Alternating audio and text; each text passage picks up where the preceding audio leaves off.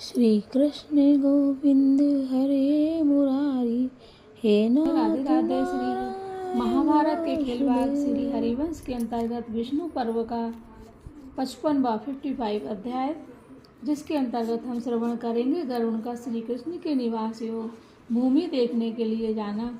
मथुरा में राजेंद्र श्री कृष्ण का स्वागत श्री कृष्ण द्वारा राजा उग्रसेन तथा ये मथुरा वासियों का सत्कार एवं गरुण का लौटकर कुछ स्थली के विषय में बताना। जन्मेजय ने पूछा, इंद्र के तुल पराक्रमी भगवान श्री कृष्ण जब भी धर्मनगर से मथुरा को गए उस समय अपने साथ गरुण को क्यों ले गए और गरुड़ ने वहां जाकर कौन सा कार्य संपन्न किया। महामुनि ब्राह्मण भगवान श्री कृष्ण महाबली गरुण पर आरूढ़ क्यों नहीं हुए, यह मेरा संशय है। आप इसका ठीक समाधान करें। वैशंपायन जी कहते हैं, राजन, महातेजस्वी विनीता नंदन गरुड़ ने विदर्भ नगर में जाकर ऐसा कार्य किया था जो मानवीय शक्ति से परे की वस्तु है। प्रभु मधुसूदन श्री कृष्ण विदर्भ नगर से चलकर अभी मार्ग में ही थे, मथुरा पुरी में नहीं पहुंचे थे। तभी महातेजस्वी गरुड़ ने मन ही मन विचार किया कि देवाधिदेव श्री हरि ने सब राजाओं के सामने जो कहा था कि मैं भोज राजा उग्रसेन के द्वारा पालित रमणीय नगरी मथुरा को जाऊंगा, उनके उस कथन के अंत में चलूंगा, यह कहकर मैंने भी चलना स्वीकार कर लिया था। यही सोचते हुए गरुण को एक कार्य सूझ गया और उन तेजस्वी पक्षीराज ने दोनों हाथ जोड़कर भगवान जी को प्रणाम करके इस प्रकार कहा। गरुण जी बोले, देव, मैं राजा रेवत की कुछ स्थलीय नगरी को जाऊंगा। वहाँ रमणीय रेवत गिरी है, जहाँ नंदन के समान मनोहर वन है। रुक्मिणी ने पर्वत और समुद्र तट का आश्रय लेकर बसी हुई इस रमणीय नगरी को उजाड़ दिया है। वहाँ हरे भरे वृक्ष, गुलम और लताएं फैली हुई हैं। फूलों के पराग उसकी शोभा बढ़ाते हैं। वहाँ हाथी और सर्प भरे हुए रीछ तथा वानर उनका सेवन करते हैं। वहाँ राय भैंसे तथा मृगों के अनेक झुंडों वहाँ वास करते हैं। उस भूमि का सब ओर से निरीक्षण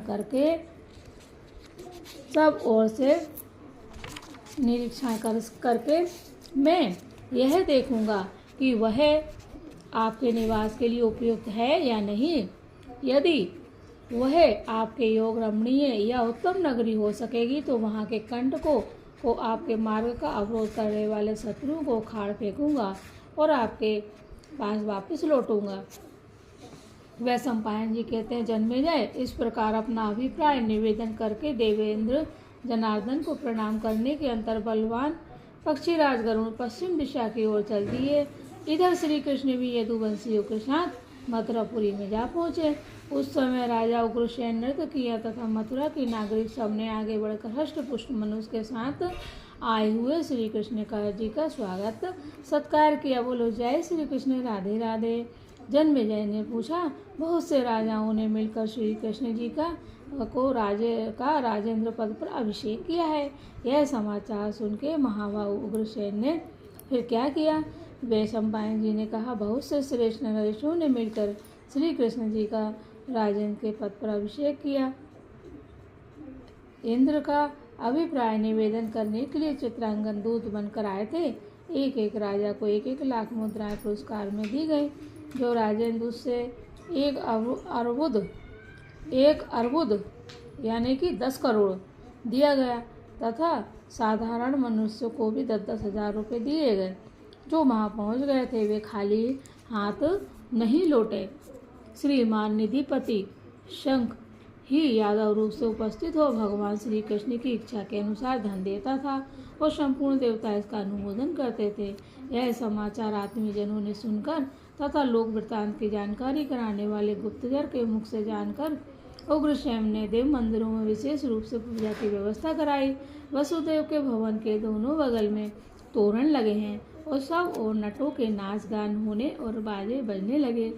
राजा उग्रसेन से कंसराज की सभा को विचित्र वस्त्रों से सुसज्जित तथा ध्वजा, पताका एवं मालाओं से अलंकृत कराया।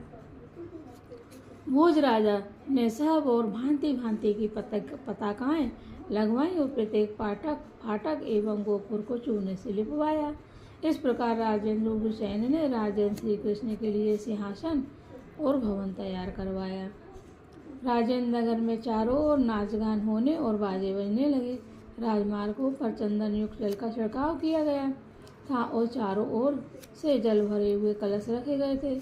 उन कलशों को पताका और वनमालाओं से अलंकृत किया गया था। राजा उग्रसेन ने भूतल पर फावड़े के रूप में वस्त्र बिछवा दिए थे और वहां फूलों की मालाएं रखवा दी थी तथा सड़कों के दोनों बगल चंदन, अंगूर और गुग्गुल की धूप जलवाई। जहाँ तहाँ राल और गुड़ जलाए जा रहे थे।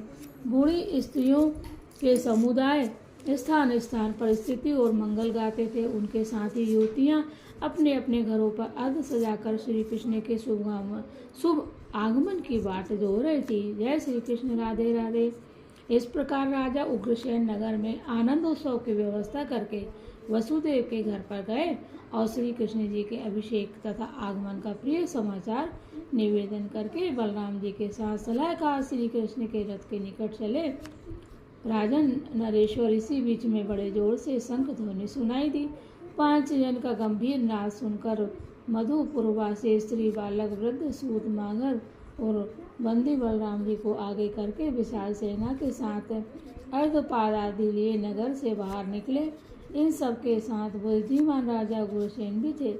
श्री कृष्ण के दृष्टिपथ में आकर राजा उग्रसेन अपने उज्ज्वल रथ से उतर पड़े और पैदल ही आगे बढ़े। उन्होंने देखा भगवान श्री कृष्ण रमणीय रथ पर विराजमान हैं, दिव्य रत्नमय आभूषणों से विभूषित हैं। उनके अंगों के आभूषण दिव्य रत्नों के प्रभाव से प्रकाशित हो रहे हैं। उनके वक्ष स्थल पर वनमाला विराज रही है। वे दिव्य रूपधारी श्री हरि तपते हुए सूर्य के समान जान पड़ते हैं। उनके दोनों पार्श्व में चवर और व्यंजन ढुलाए जाते हैं। सिर पर छत्र तना हुआ है, रथ पर ऊंचा गणध्वज फहरा रहा है।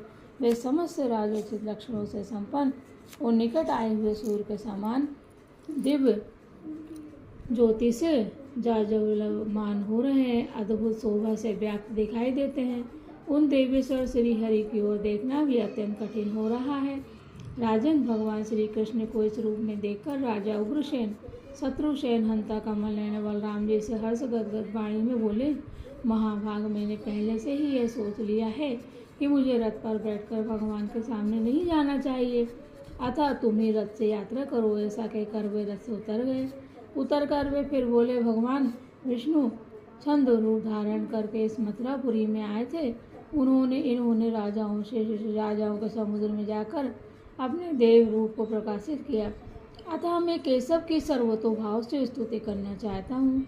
तब श्री कृष्ण के बड़े भाई महातेजस्वी बलराम ने राजा उग्रसेन को इस प्रकार उत्तर दिया, नरेश्वर, यहाँ आते हुए देव प्रभु श्री कृष्ण की स्तुति करना आपके लिए उचित नहीं है। राजन, आप पर तो श्री कृष्ण बिना स्तुति के ही संतुष्ट हैं। जब वे संतुष्ट ही हैं तो उनकी स्तुति से आपको क्या लेना। आपके दर्शन मात्र से ही उनकी स्तुति हो गई। राजन, श्री कृष्ण राजन का पद पाकर आपके घर आ रहे हैं, इसलिए आप अमानुषिक दिव्य स्तुति द्वारा उनकी स्तुति कर रहे हैं, आपके लिए उचित नहीं है। इस तरह बातचीत करके वे दोनों श्री कृष्ण के निकट जा पहुँचे। राजा उग्रसेन को हाथ में अर्घ लिए खड़ा देख वक्ताओं में श्रेष्ठ श्री कृष्ण जी अपने उत्तम रथ को उठा ठहराकर उनसे इस प्रकार बोले, मथुरापते, मैंने जो आपका इसलिए अभिषेक किया था कि आप मथुरा राज्य के स्वामी हो, उसे आप स्वयं ही मटिया मेट कर दें, यह आपके लिए उचित नहीं है। राजन, मैंने आपको अर्धपाद और आचमनी भी निवेदन किया है, अतः आप मुझे ये सब वस्तुएं ना दें, यही मेरे मन को प्रिय है। नरेश्वर, मैं आपके मनोभाव को जानकर कहता हूँ, आप ही मथुरा के राजा और हैं और रहेंगे, इसे अन्यथा करना आपके लिए उचित नहीं है। महाराज, मैं आपको पुरस्कार के रूप में नियत धन का भाग अर्पित करूँगा, वैसे अन्य सब राजाओं को दिया गया है, वैसे आपके लिए भी सामने रखा हुआ है। वस्त्र और आभूषण छोड़कर केवल 1 लाख स्वर्ण दीनार आपके हिस्से में अर्पित हैं। अब आप इस स्वर्ण भूषित शुभ्र रथ पर आरूढ़ होइए। महाभाग, मनुजेश्वर, शवर, व्यंजन, छत्र, ध्वज और दिव्य आभूषणों सहित सूर्य के समान प्रकाशमान मुकुट धारण कीजिए। साथ ही इस पुरी का पालन करते रहिए। आप पुत्रों और पौत्रों के साथ आनंदित रहकर मथुरापुरी का पालन कीजिए। शत्रुगणों को पराजित करके भोज वंश को बढ़ाइए। वज्रधारी इंद्र ने सूरसेन के कुल में उत्पन्न हुए देवताओं के भी देवता आदि कारण से स्वरूप बलराम जी के लिए दिव्य वस्त्र और आभूषण भेजा है। मथुरा के सभी नागरिकों के लिए पृथक पृथक 10-10 दीनार सुवर्ण के भाग नियत किए गए हैं। सूत, मागध और बंदी जनों में से एक एक को 1,000 दीनार प्राप्त होंगे। मंगल गाने वाली बूढ़ी स्त्रियों तथा नर्तकियों को 100 दीनार दिए जाएंगे।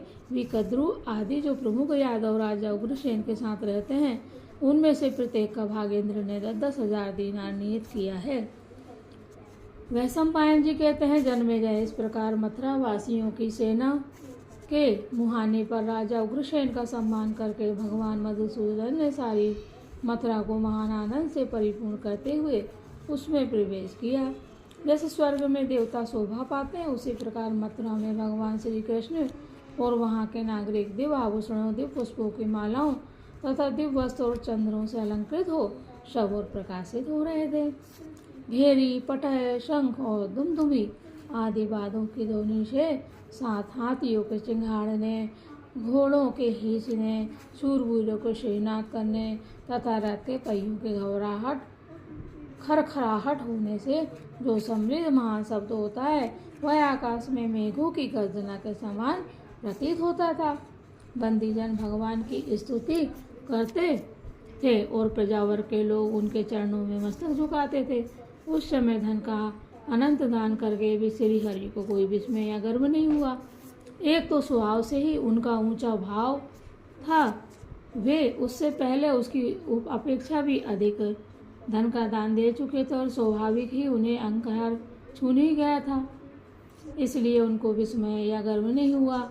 अपने शरीर से प्रकाशित हुए सूर्य तुल्य तेजस्वी भगवान श्री कृष्ण को आते देख मथुरावासी स्त्रियां पग पग पर उन्हें नमस्कार करती थी। उस समय मथुरावासी आपस में कुछ इस प्रकार थे, वे ही क्षीर समुद्र में निवास करने वाले श्रीमान भगवान नारायण हैं, जो इस समय से सैया का परित्याग करके मथुरापुरी में आ गए हैं। उन्होंने देवताओं के लिए भी दुर्जय महापराक्रमी राजा बलि को बांधकर वज्रधारी इंद्र को त्रिलोकी का राज्य दे दिया था। इन केसी निषूदन केशव ने समस्त दैत्य समूहों का वध करके बलवानों में श्रेष्ठ कंस को मारकर मथुरा का राज भोजराज उग्रसेन को दे दिया, किंतु ना तो स्वयं ये राज पर अभिषिक्त हुए और न राजा के सिंहासन पर ही बैठे। इस समय राजन पद प्राप्त करके ये मथुरा में प्रविष्ट हुए हैं। इस प्रकार आपस में कही गई प्रवासियों की बातें सुनकर सूत, मागध और बंदीजनों के प्रधान लोग इस प्रकार कहने लगे, घोड़सागर, हम मनुष्यों को मिली हुई एक जिह्वा के द्वारा आपके गुणों का प्रभाव, उत्साह और प्राकट कैसे बता सकते हैं। देव कदाचित पाताल लोक में रहने वाले सर्प शरीरधारी नागराज बुद्धिमान वासुकी शेष अपनी 2000 जिह्वाओं द्वारा आपके गुण प्रभाव का वर्णन कर सकेंगे। इस भूतल पर जगत में नरेशों के लिए कभी इंद्रलोक से सिंहासन आया हो, यह अद्भुत बात न कभी हुई थी और न भविष्य में कभी होने वाली थी, किंतु आपने इस असंभव को भी संभव कर दिखाया।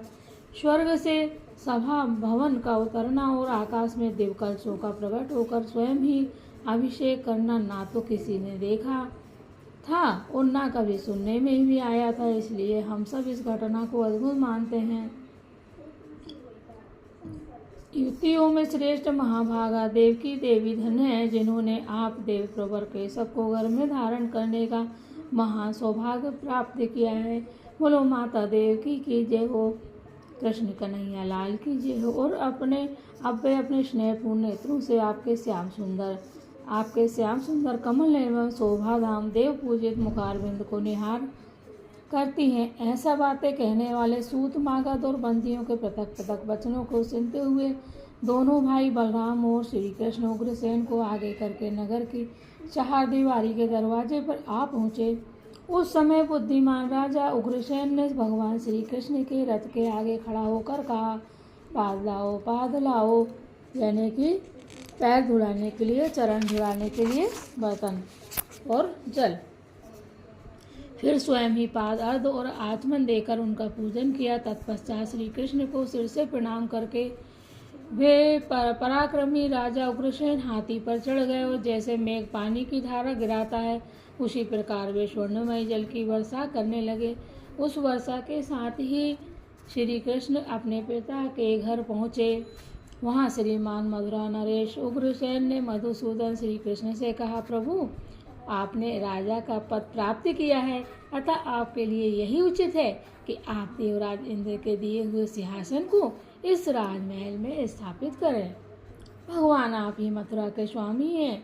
आपके यहाँ की राजसभा को अपनी भुजाओं के बल से प्राप्त किया है आपने, एवं अपने व्यवहारों बल से प्राप्त किया है। मैं आपको सभा में ले चलूँगा एवं अपने व्यवहारों से आपको प्रसन्न रखने की चेष्टा करूँगा।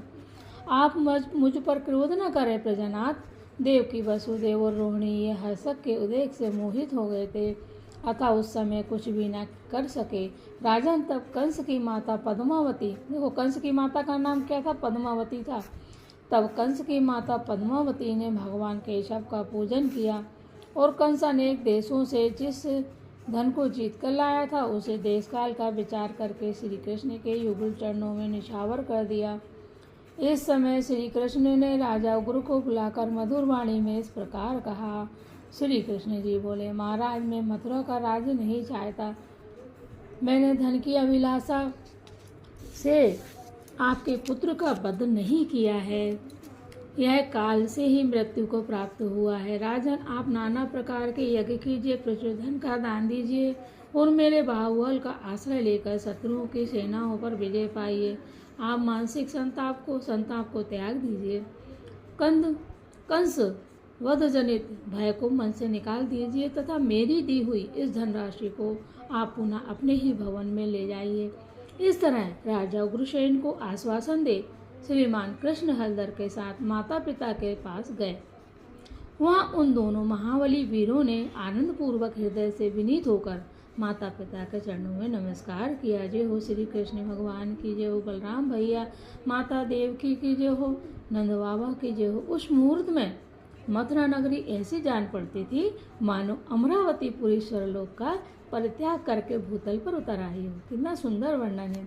वसुदेव के घर की ओर देखकर पूर्ववासी अपने मन में सोचने लगे कि यह भूलोक नहीं देवलोक है। उस समय रानी सहित मथुरा नरेश को विदा करके दोनों वीर बलराम और श्री कृष्ण भगवान वासुदेव जी के घर में प्रवेश हुए और अस्त्र शस्त्र रखकर अपने घर में इच्छा अनुसार विचरने लगे। तदंतर उसके बाद नित्य कर्म करके सुखपूर्वक बैठकर जब वे दोनों भाई बातचीत करने लगे, इसी समय वहाँ महान उत्पात प्रकट हुआ। आकाश में बादल चक्कर काटने लगे, पृथ्वी पर पर्वत हिलने लगे, सारे समुद्र क्षुब्ध हो उठे और सर्पों में श्रेष्ठ शेषनाग भी चकरा गए। समस्त यादव कंपित होके औंधे मुँह पृथ्वी पर गिर पड़े। उन सबको गिरा हुआ देखकर भी बलराम और श्री कृष्ण विचलित नहीं हुए। पांखों से उठी हुई प्रचंड वायु के द्वारा उन्हें यह पता लग गया कि पक्षियों के श्रेष्ठ गरुण आ रहे हैं।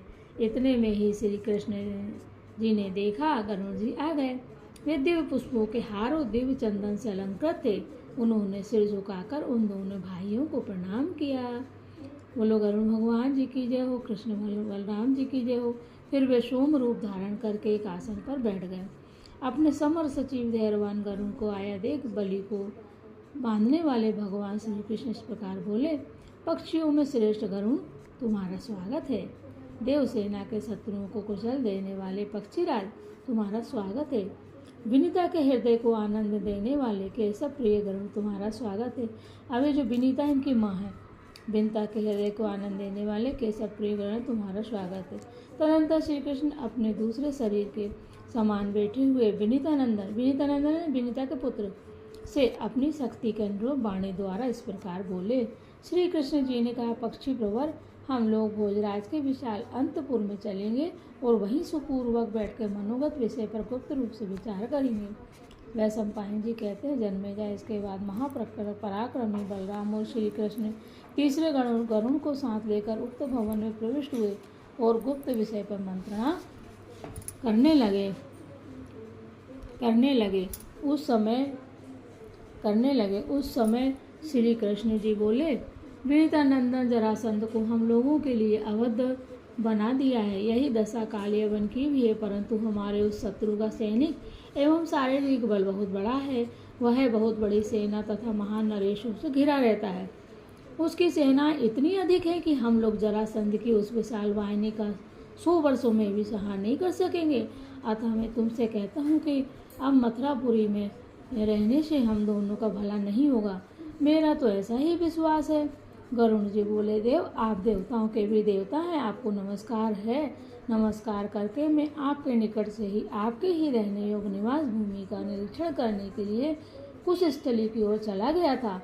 सुरश्रेष्ठ, वहां जाकर आकाश का आश्रय ले सब ओर से निरीक्षण करके मैं इस निश्चय पर पहुंचा हूँ कि वहाँ सभी लक्षणों से संपन्न एवं सम्मानित पुरी का निर्माण हो सकता है। कुश स्थली के बहुत से प्रदेश सागर के समीप होने से जल प्राय वहाँ के भूमि पूर्व और उत्तर की ओर से कुछ ढालू और शीतल है। वह सब ओर से समुद्र के बीच में, इस कारण वहाँ बसी हुई पुरी का भेदन करना देवताओं के लिए भी असंभव होगा। वहाँ जो पुरी बनेगी वह सब प्रकार के रत्नों की खान होगी। वहाँ के वृक्ष संपूर्ण मनोवांछित कामनाओं को, वरुण भगवान बता रहे हैं श्री कृष्ण जी को, कामनाओं को जल के रूप में प्रदान करने वाले होंगे। सभी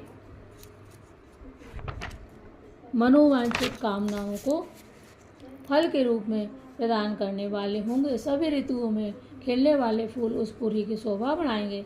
वह सब ओर से अत्यंत मनोहर होंगी। वहाँ सब आश्रमों के लोग निवास करेंगे। वह पुरी समस्त कंपनीय गुणों से अलंकृत होगी। हे स्वामी, असंख्य नर नारियों से भरी रहकर सदा ही आमोद प्रमोद को बढ़ाने वाली होगी। वह नगरी पार परकोटों, खाइयों, गोपुरों और अटकालिकाओं की पंक्तियों से सुशोभित होगी। इसकी सड़कें और चौराहे अद्भुत शोभा से संपन्न होंगे। उस पुरी के द्वार एवं फाटक बहुत बड़े बड़े होंगे। विचित्र विचित्र यंत्रों और अर्गलाओं से यह संपन्न होगी। सोने की 4 दीवारें उसकी शोभा बढ़ाएंगी। हाथी, घोड़े, मनुष्य और रथों की सेना से वह पुरी व्याप्त रहेगी। विभिन्न दिशाओं और देशों के लोग तथा वहाँ उत्पन्न हुए पदार्थों से वह भरी होगी। दिव्य पुरुष और फल देने वाले देव वृक्ष उसकी शोभा बढ़ाएंगे। वह नगरी ध्वजा पताकाओं की पंक्तियों से अलंकृत तथा बड़े बड़े भवनों से सुशोभित होगी। शत्रु समूहों का भय और मित्रों का हर्ष बढ़ाती रहेगी। देव, अब तक नरेंद्र के जितने अधिवास हैं उन सब ने वह पूरी विशिष्ट होगी। देवताओं का निवास स्थान जो गिरिश्रेष्ठ रेवतक है उसको और वहाँ के नंदन वन सदस्य दिव्यवन को अपने नगर द्वार का भूषण बनाइए। सुरश्रेष्ठ वहीं चलकर आप निवास कीजिए। वहाँ कुंवारियों का अत्यंत मनोहर ढंग से घूमना फिरना हो सकेगा। उस पुरी का नाम होगा द्वारवती या द्वारिका, जो तीनों लोकों में प्रसिद्ध होगी। बोलो द्वारकापुरी की जय हो। वह पुरी इंद्र की अमरावती के समान परम रमणीय होगी। इंद्र की क्या थी? इंद्र की पुरी कौन सी थी? अमरावती के समान परम रमणीय होगी। यदि महासागर जल से ढकी हुई भूमि का कुछ भाग दे देगा तो वहाँ उपयुक्त गुणों से संपन्न पुरी का निर्माण हो सकेगा। साक्षात विश्वकर्मा पधार कर वहाँ आपकी इच्छा के अनुसार नाना प्रकार के शिल्प कर्म करेंगे। हे प्रभु, आप मणि, मोती, मूंगा, हीरा, वैदूर तथा दिव्य भावों से युक्त त्रिलोकी के अन्य दिव्य रत्नों द्वारा ऐसा महल बनवाइए जो स्वर्णलोक की देव सभाओं के समान शोभा पा रहे हों। उनमें सैकड़ों दिव्य खंभे लगे हों। वह महल सोने की ईंटों से बने हों और उन्हें सब प्रकार से रत्नों से विभूषित किया गया हो। वे शुभ्र प्रसाद, दिव्य ध्वजा और पताकाओं से अलंकृत हों। चंद्रमा और सूर्य के समान प्रतीत होते हों और देवगंधर्व उनकी रक्षा में तत्पर रहें। वह सम्पायन जी कहते हैं, जन्मेजय इस प्रकार श्री कृष्ण के प्रति अपना मनोभाव प्रकट करके विनीतानंदन गरुड़ जी ने सिर झुकाकर उन दोनों भाइयों को प्रणाम किया। फिर वे अपने आसन पर बैठ गए। राजन, फिर बलराम सहित श्री कृष्ण जी ने भी गरुड़ जी की कही हुई हितकर बात पर विचार करके उसे प्रकाशित करने की इच्छा की और बहुमूल्य सुंदर आभूषणों द्वारा विनीतानंदन गरुड़ का विधिवत सत्कार करके उन्हें विदा कर दिया। तत्पश्चात देवलोक में विहार करने वाले 2 अमरों की भांति वे दोनों भाई मथुरा में सुख और आनंद के साथ रहने लगे। गरुण का यह वचन सुनकर महायशस्वी भोजराज उग्रसेन श्री कृष्ण से स्नेह और विश्वास पूर्वक वह अमृत के समान मधुर वचन बोले। श्री कृष्ण यदुकुल का आनंद बढ़ाने वाले महाबाहु श्री कृष्ण, शत्रुसूदन, आज मैं तुमसे जो बात कहना चाहता हूँ उसे सुनो। जैसे पतिहीन स्त्रियाँ कहीं सुख से नहीं रह सकती, उसी प्रकार तुमसे बिछुड़कर हम समस्त यादव इस नगर या राज्य में सुख से नहीं रह सकते हैं। दूसरों को मान देने वाले तात हम तुमसे सनात होकर तुम्हारे बाहुबल का आश्रय ले नरेंद्र की तो बात ही क्या है, इंद्र सहित संपूर्ण देवताओं से भी नहीं डरते। यदुश्रेष्ठ यादव प्रभा, तुम विजय के लिए जहाँ जहाँ जाओ वहाँ हम सबको साथ लिए चलो। राजा उग्रसेन की बात सुनकर देवकी नंदन जी भगवान श्री कृष्ण मुस्कुराकर बोले, राजन, अब आपकी जैसी इच्छा वैसा ही करूँगा, इसमें संशय नहीं है। जय श्री कृष्ण, राधे राधे, जय हो। इस प्रकार से महाभारत के खिलवाड़ हरिवंश के अंतर्गत विष्णु पर्व में श्री कृष्ण मथुरा गमन महोत्सव तथा उनके द्वारका जाने का संकेत नामक 55वां अध्याय पूर्ण हुआ। बोलिए जय श्री कृष्ण, राधे राधे। श्री कृष्ण गोविंद हरे मुरारी, हे नाथ नारायण वासुदेव। संतानुगोपाल मंत्र। ओम देवकी सुत गोविंद वासुदेव जगतपते, देहि मे तन्यं कृष्ण तुहामहि शरणं गता। हे प्रभु, हम सभी की रक्षा करें, हम आपकी शरण में हैं। जो श्री हरिवंश पढ़ा सुन रहे हैं, सुना रहे हैं और जो दूरों तक पहुँचाएंगे, उन सभी के मनोरथ को पूर्ण करें।